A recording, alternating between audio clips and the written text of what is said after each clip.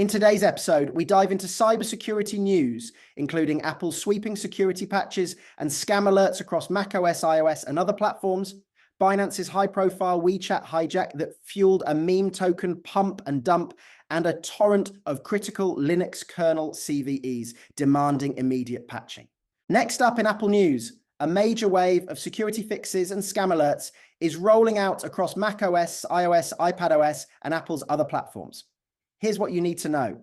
Security vulnerabilities. macOS up to 14.8.2 or 15.7.2 and 26.0 is hit by dozens of flaws, many critical, ranging from buffer overflows that allow local privilege escalation, for example, in the app component, spell check API, and disk image handlers, to information disclosure bugs and denial of service attacks via Note and FaceTime call handler components. Key CVEs include CVE 2025-46285, CVE 2025-43512, CVE 2025-43518, and dozens more. iOS and iPadOS up to 18.7.1 suffer a critical web handler buffer overflow exploitable over the network, CVE 2025-43511, plus additional local-only info leak bugs.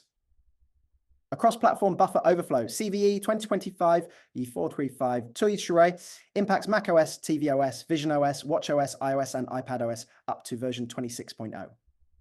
Some vulnerabilities have no known active exploits yet, but all require only local access, making timely updates essential. Apple's response. Emergency security updates have been released to patch 2 zero-day WebKit flaws that were actively exploited.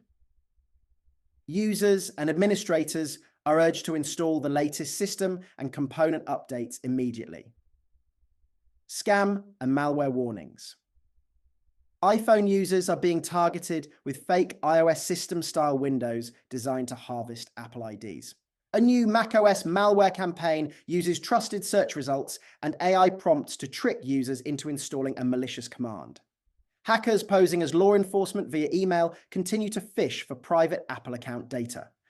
Bottom line, patch now, verify any unexpected system prompts, and stay vigilant against increasingly sophisticated scams. Next up in Binance news, a startling security breach that sent shockwaves through the crypto community.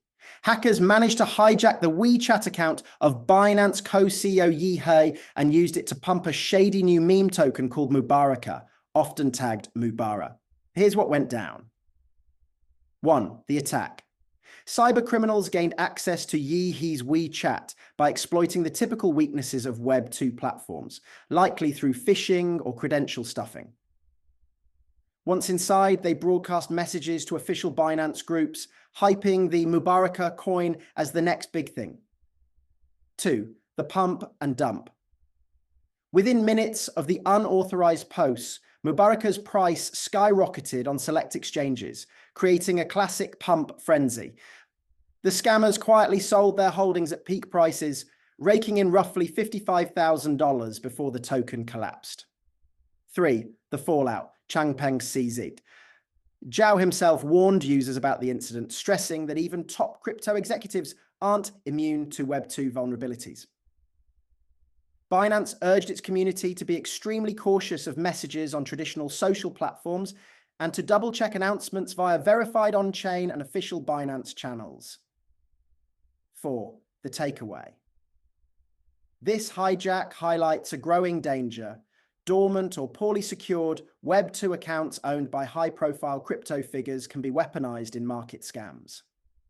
Industry leaders are now pushing for stronger multi-factor authentication, routine security audits, and clear in-app verification badges to prevent similar hijacks.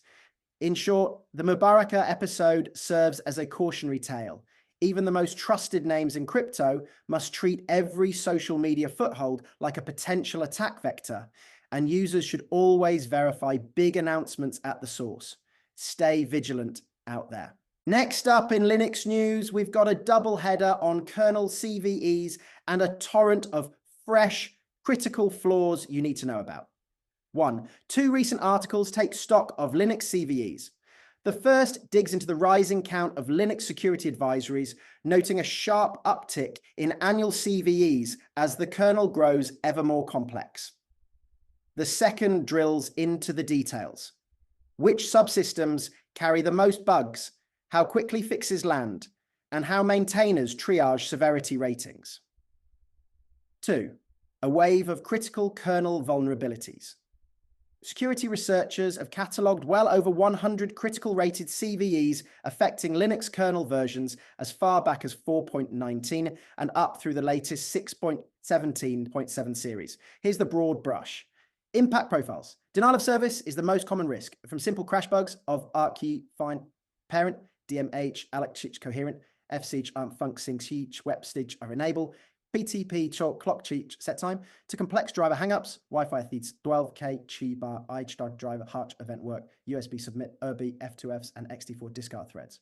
Buffer overflows in everything from BPF ring buffers, CVE 2025 and 40319, and Bluetooth components, RHCI, SHI, CMG, Sync, Shot, DQ, once, ESCO Conf free, to net core, short SK buff, and media drivers, AMD GPU, SOC, AMD KFD, JFS, NTFS3. Information disclosure bugs in Pinctual, FBEV, BitT, PUX, logs, aligned, Q, setup, VX, VCP, create, and other subsystems. Privilege escalation issues via time are deleg, HCIC, and the so complete EVT, regulator, unregistered, P9 read work, VFIO, PCI source release, and more. Notable CVEs to watch: CVE 2025 40318. Bluetooth, HCI, SMDs, SyncCon, DQ, once bug up through 6.777 DOS. CVE 2025 40332 SMB2 query InfoChunk compound logic floor DOS. CVE 2025 40304 bit gputs buffer overflow.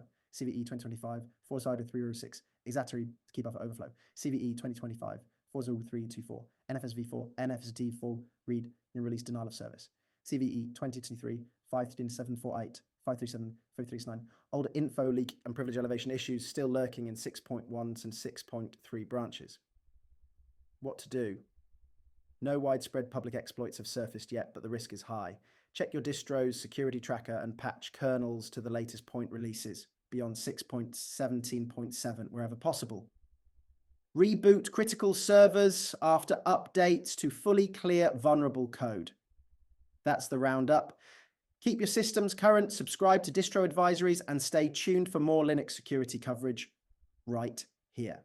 Thanks for listening to the Cyber Shield podcast. I'm Alex Carter signing off, and be sure to join us next week for another deep dive into cybersecurity.